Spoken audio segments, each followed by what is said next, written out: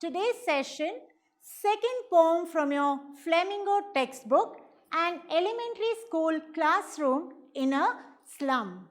As you get into the detail of the poem and understand, the objective of the poem is to make us more socially aware of being responsible citizens and help the children in poverty. My previous poem, My Mother at 66. I hope you have watched the video and learned the poem as well. For the ones who have not done it, a sweet reminder that you are going to do today. So what is that you are going to learn in the poem, An Elementary School Classroom in a Slum? I will be discussing the most common things that you need to know while you are doing a poem. Those are the author, the message, the title and the theme, the poetic devices, the expected question and answers and summary as well. So remember, every time you study a poem, you have to know who is the author of the poem, what are the poetic devices, what is the theme and the title, does the poem have a message for us, and the expected questions and the summary of the poem. With this, let's move forward to know who is the author of the poem. The author, Sir Stephen Spender. He is an English poet, a novelist and an essayist. He is also a socialist and pacifist. What is a pacifist? A pacifist is a person who does not believe that war and violence are solutions to problems. In this poem, the poet tells us about the communal inequality in the society around the world. He tries to bring everyone's attention towards the education, towards the schooling of slum children.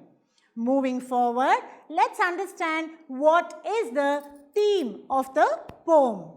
Sir Stephen tells us about the plight of the underprivileged children. He tells us about the barriers that these children go through to get good education. He shows us social injustice and class inequality.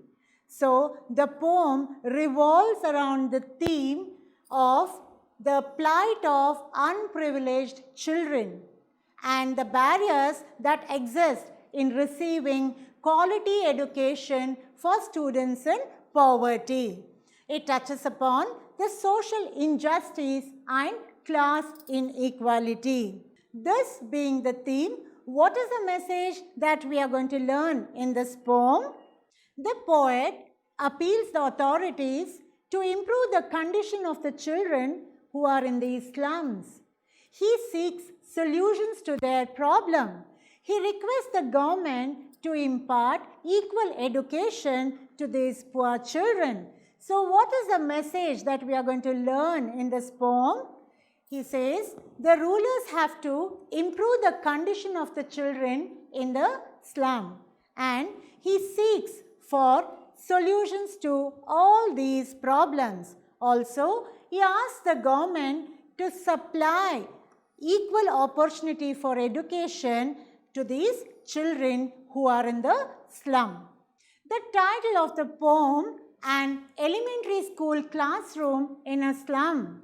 An elementary school is a school that runs classes from pre-KG, maybe prior to high school. So what does the poet tell us in this poem? He shows us the plight of the elementary school. How are the classroom? Who are the children who come to study their lesson in this school? So let's look at the tone of the poet. The tone of the poet is pensive to belligerent. Now, pensive means a serious thought and belligerent means being very aggressive, and from frustration to an appeal. Frustration is a kind of irritation or a kind of, helplessness, and from that helplessness, how the poet puts request appeals to the people to take care of these slum children. So it is a mix of hope, anger, helplessness and despair. Moving forward, the poem has few poetic devices. I have told you all earlier in the poem My Mother at 66 that poetic devices are the spice that is added by the poet to make the poem more appealing or more touching. So already I have explained to you all what is a simile, metaphor and repetition. So in today's class, I will be teaching you these poetic devices: alliteration, allusion, anaphora and assonance. So have a look at it. How does the poet, what is the tone of the poet and what are the poetic devices that he has used in this poem? Moving forward, what is the structure of the poem? It is a 64-lined poem. The poem has 64 long lines and it is written in free verse. When you read it, it is written in a free verse and it is divided into 4 stanzas having 8 lines. It's divided into 4 stanzas having 8 lines. Now it shows us the paradox of education during 1964 when this poem was published. Moving forward, what are the 4 stanzas in this poem? The first stanza shows us children in the classroom. The first stanza shows us what? What are the kind of children being seated in the classroom? Next, the second stanza. In the second stanza, the poet tells us about the appearance of the classroom. How does the classroom appear? Moving to the third para, what does the classroom seem for the children? He's trying to explain for the children who are seated there, what does their classroom seem for them? So that is the third stanza. And in the last stanza, the poet shows his helplessness. He puts appeal. He puts request and appeals the authorities and the government in charge to take care of the education of these children who are actually going through hardships in their life. So this is the poem all about. Moving forward, let me take you to the detailed line-to-line summary. But before that, I have told you all I need to explain these 4 poetic devices. To repeat, I need to remind you all once again that you need to watch the poem My Mother at 66, wherein I have explained the poetic devices in detail. What are poetic devices? Why does a poet use the poetic devices? And also, in detail, I have explained simile, metaphor, repetition and personification. So, in today's class, let me tell you all what are alliteration, allusion, anaphora and assonance. So, let's start with what is alliteration. Now, when I say alliteration, it is a poetic device where the repetition of same sounds of the beginning words takes place. What did I tell you all? It is a repetition of the same sound in the beginning words. For example, if I say black bug bit a big black bear. Now, in the beginning words, black, bug, bit, big, black. So, this is called as alliteration, repetition of same sound in the beginning words. Moving forward, what is assonance?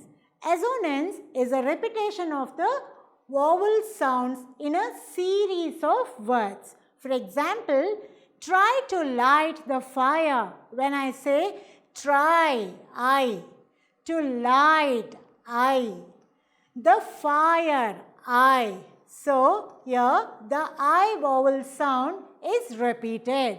So, that is assonance, repetition of similar vowel sounds in a series of words. Moving forward, what do you mean by allusion? Now, allusion is when you refer an object or a person or anything to something which is very popular.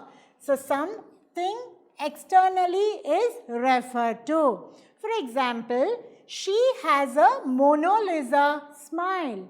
Now, Mona Lisa is very famous for her smile, isn't it? So, if I say the student has a Mona Lisa smile, that is allusion. And the last one, anaphora. Anaphora means something which is the words that is repeated in consequent lines. I repeat, the words that is repeated in consequent line in a poem. For example, here, every day, every night, in every way, it continues like that. So, when you repeat every day, every night and every way, that is a anaphora wherein you have repeated the words in two consequent lines. So, have a look at it. Alliteration is a repetition of same sound of the beginning words, and assonance is a repetition of vowel sounds in the series of words, and allusion is something wherein an external thing is referred, and lastly, anaphora is repeated words in a consequent lines. Have a look at the poetic device. Now, let me take you through line by line explanation of the poem. Stanza 1. This stanza describes the children who study in an elementary school which is in a slum area. The first para goes like this. Far, far from gusty waves, these children's faces, like rootless weeds, the hair torn round their pallor, the tall girl with a weighed-down head, the paper-seeming boy with rat's eyes, the stunted, unlucky heir of twisted bones, reciting a father's gnarled disease, his lesson from his desk, at back of the dim class, one unnoted, sweet and young, his eyes live in a dream of squirrel's game, in the tree room other than this. Far, far from gusty waves, these children's faces. Gusty waves means breezy winds. The winds blow in great energy. The poet says that the faces of the children are dull and without any energy. They do not have energy like other children. Moving to the next line, rootless weeds. Unwanted plants that grow on their own. These children are compared to unwanted weeds which are grown on their own in the fields. Their hair torn round their pallor.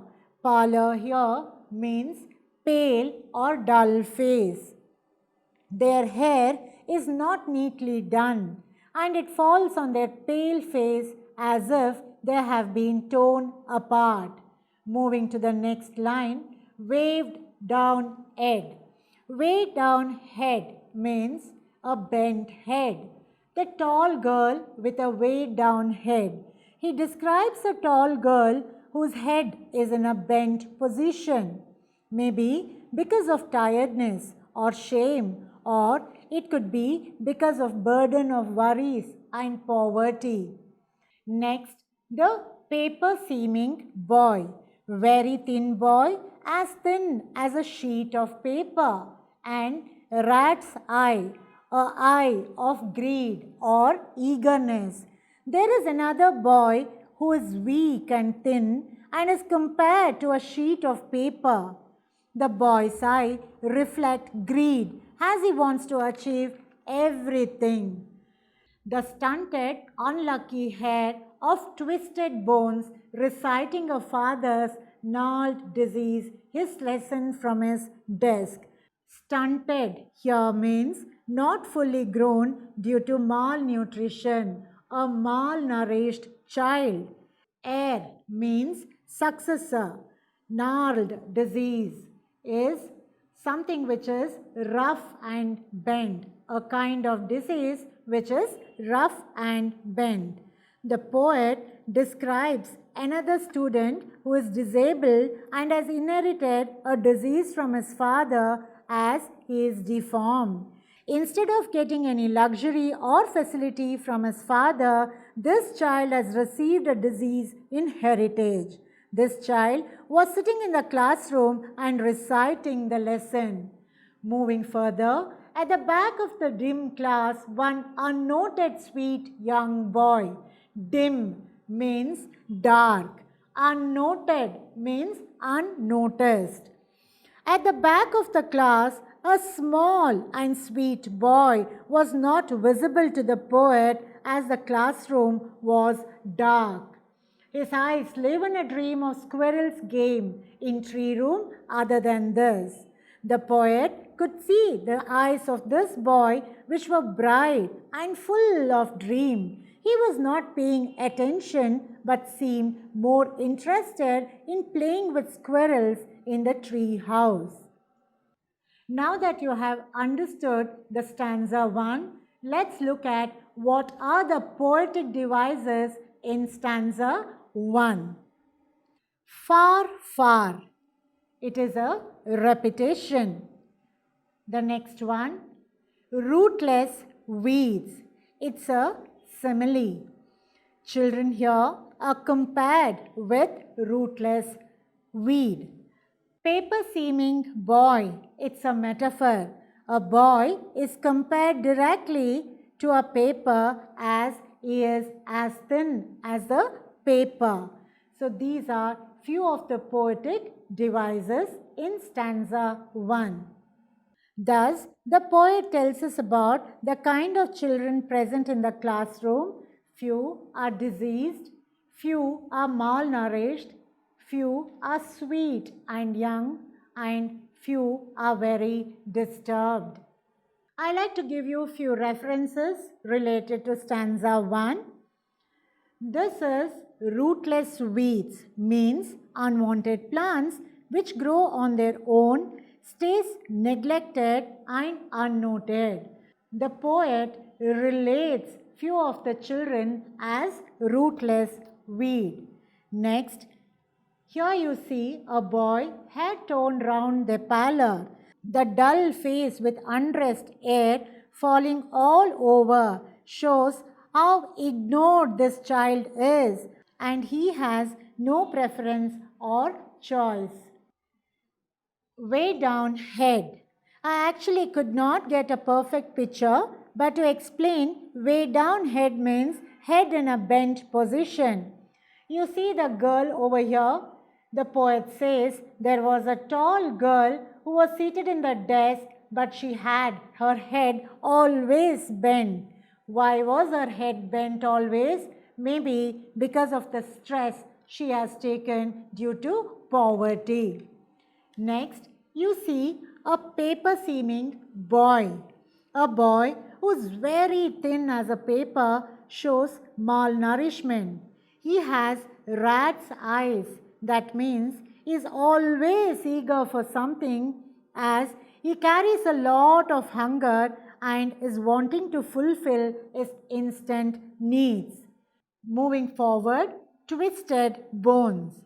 In the poem, it relates to gnarled disease, a deformed child. It depicts a deformed child. Next, sweet boy here portrays a easygoing child who wants to live in his own dreams. He shows no interest in classroom lessons but was dreaming of playing squirrel games on a tree house. Next, a visual representation of the classroom of slum children. Thus, in stanza 1, the poet is portraying the plight of the classroom in an elementary school in slum. The pathetic condition of the students in these schools shows that the growth of the children mentally and physically has stopped. They are unkempt, hungry, weak, and emaciated. Dear children, you can expect few questions this way. What kind of children are present in the classroom? Why is the head of the tall girl weighed down? Explain the paper-seeming boy with rat's eye. State the poetic devices in this stanza. On sour cream walls, donations, Shakespeare's head, cloudlets at dawn, civilized dome riding all cities, belled, flowery, Tylossie Valley, open-handed map, awarding the world its world. And yet, for these children, these windows, not this map, their world, where all their future painted with a fog, a narrow street sealed in with a lead sky, far, far from rivers, capes, and stars of birds. Sour here means unpleasant, refers to off-white or creamish color. Donations, things received in charity. Shakespeare's head, a frame of Shakespeare that was put up on the wall in the classroom. In this stanza, the poet describes the walls of the school. It is cream in color, like the color of sour cream. This means the walls are not clean. They are not painted recently. Moving to the next, cloudless at dawn. Dawn means every morning sunrise. Civilized dome riding all cities. Rising sun is in the shape of a dome. Next, belled flowery Tyrolus Valley, a beautiful ice-free valley in Austria. Open-handed map is an atlas. The walls in the classroom is covered with different images and charts which have been donated by different people. There is a picture of Shakespeare. His bald head looks like the shape of a rising sun. As the sun is rising in the horizon, it looks semicircular like a dome shape behind all cities. The valley is with beautiful flowers. There is also a map that has its own features, but for the slum children, it is irrelevant, as the world for them is only what they see through the window.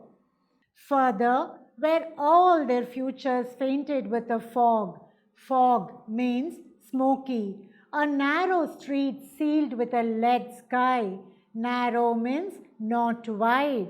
Lead sky means polluted sky. Far, far from rivers, capes, and stars of birds. Capes means coastline.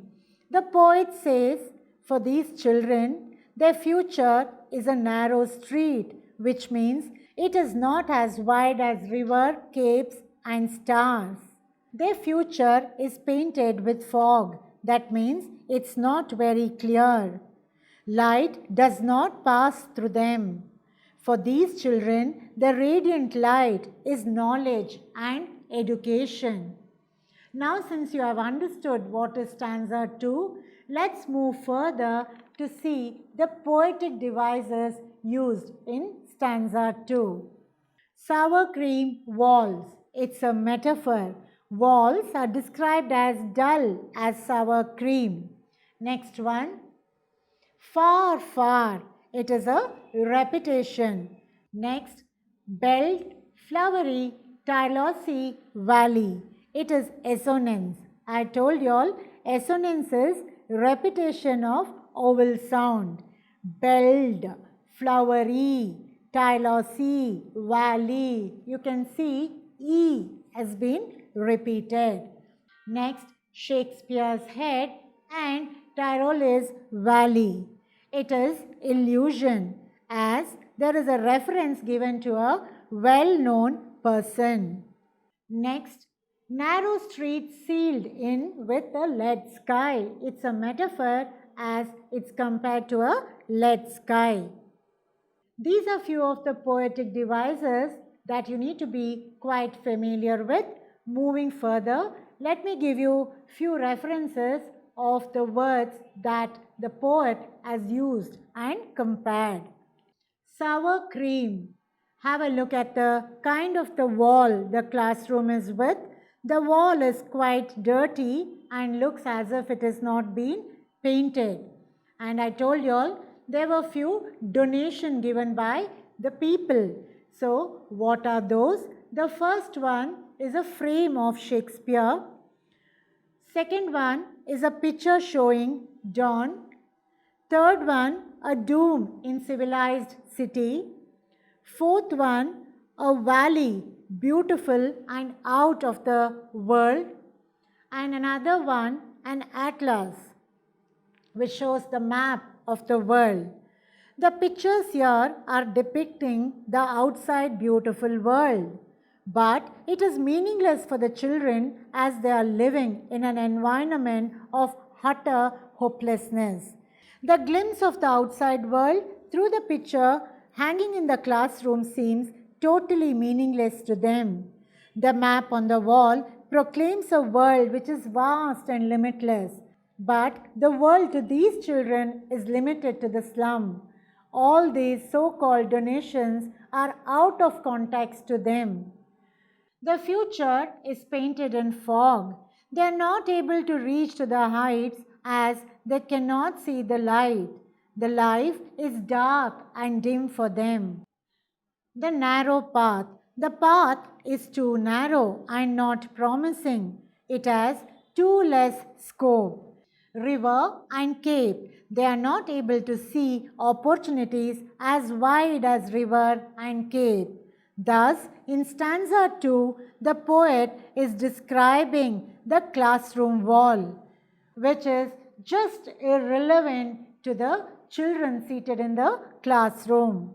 Children, you can expect few questions from stanza 2. Why do you think the poet has used the expression sour cream to describe the classroom wall? How is the world depicted on the classroom walls different from the world of the slum children? And of course, the poetic devices too. Moving to the next stanza. Surely Shakespeare is wicked. The map a bad example, with ships and sun and love tempting them to steal for lives that slyly turn in their cramped holes. From fog to endless night, on their slag heap, these children wear skins peeped through by bones and spectacles of steel with mended glass like bottle bits on stones.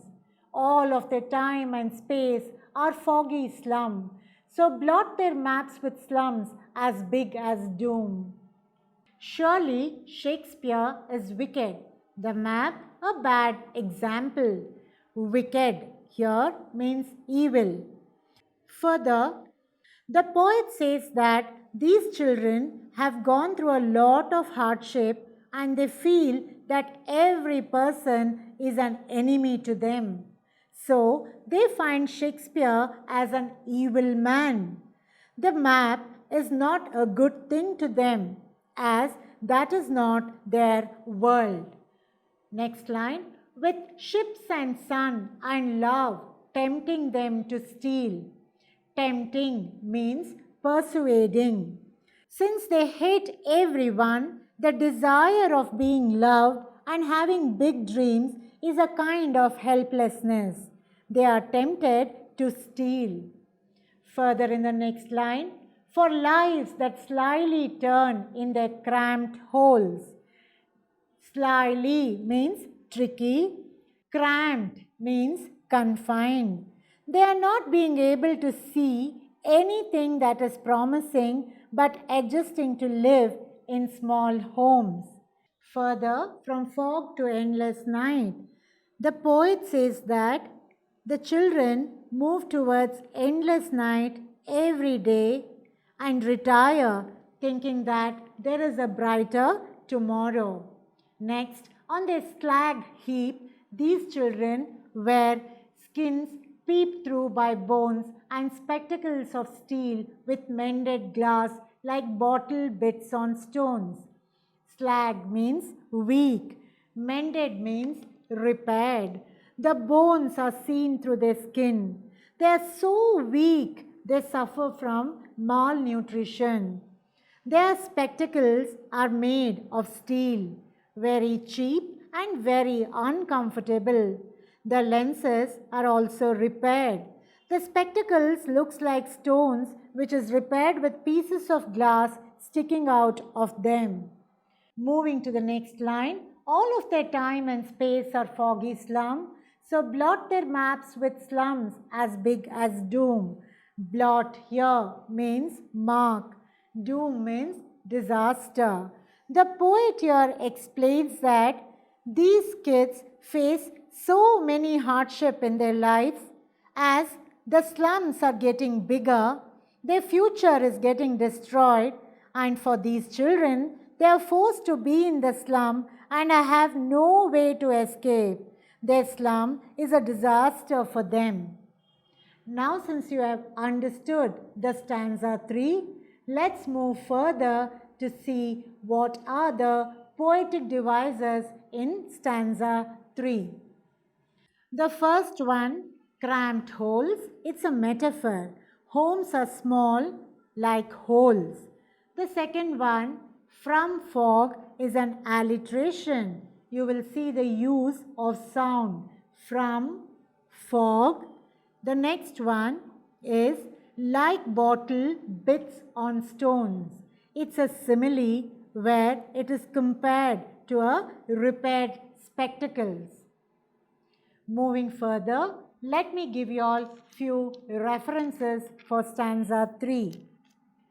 The sun and the ship, showing them a false world. By not helping them to see the real world, they are tempted to steal this kind of a love and have big dreams to achieve a sun and a ship. Slag heap means, you see here, the child who is malnourished. You can see the bones over the skin. Next, these are the homes you see in the slums where these children live. Houses of the children as big as a hole. The next one, spectacles. The kind of spectacles they wear are very harmful to their eyes, as the lens are like pieces of stone joined together. Next, doom, depicting their life, referring to their lifespan. So in stanza 3, the poet is actually very helpless and wants a complete change towards this. So dear children, you can expect why is Shakespeare described as bad. Unless governor, inspector, visitor, this map becomes their window, and these windows that shut upon their lives like catacombs, break, oh break, open till they break the town, and show the children to green fields and make their world run azure on gold sands, and let their tongues run naked into books. The white and the green leaves open history, theirs whose language is the sun. The poet in the stanza says that the authorities like governor, inspector and visitors should take up the notice of the problems faced by the children. This map becomes their window, and these windows that shut upon their lives like catacombs. Catacombs means tomb or cemetery. He wants the public to help these children achieve their dreams and not to shut their lives till death. Going further, break, oh break, open till they break the town, and show the children to green fields and make their world run azure on gold sands. Run azure means blue skies. He does not want the children to see fog but blue sky. He wants the kids to experience the sands and the beauty of nature. Further, he wants the world to be beautiful for these children too, and he wants them to live through green fields and clear skies. Here, white leaves depicts books and green leaves depicts nature. He says these children should have smiles as bright as sun, and the books that they read should make a difference. Now that you have understood stanza 4, let's move to what are the poetic devices in stanza 4. The first one, the white and green leaves open, is a metaphor. Books and nature are expressed in the form of white and green leaves here. The next one, run azure, run naked. It is a anaphora. Use of repeated words in two consequent lines, run azure and run naked. So you see the poetic device, anaphora. Let me give you all a few references to stanza 4. Break, oh break. The poet here says, unless the authorities, governors, inspector, visitors does not open the window for these children to see the actual world outside, they will be shut in the slum until their lives, like catacombs, means cemetery, which is still forever. He pleads to break open and show freedom to the children, to be in the green fields of the world, to see the blue sky. The children should have smiles as bright as the sun, and the books that they read should make a difference to them in their lives. Thus, in the last stanza, Sir Stephen appeals the authority to give quality education and uplift the children from darkness into the light. That was a summary of the poem.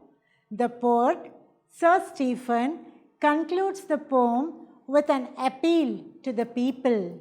He asks the public to open their eyes and to help these children who are in poverty.